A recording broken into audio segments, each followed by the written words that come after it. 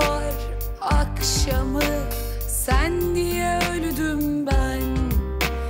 İsmini susturup maziye gömdüm ben.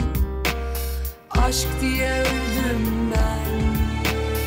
Aşk diye öldüm ben. Hani bu dağların ardından güneş doğmayacaktı.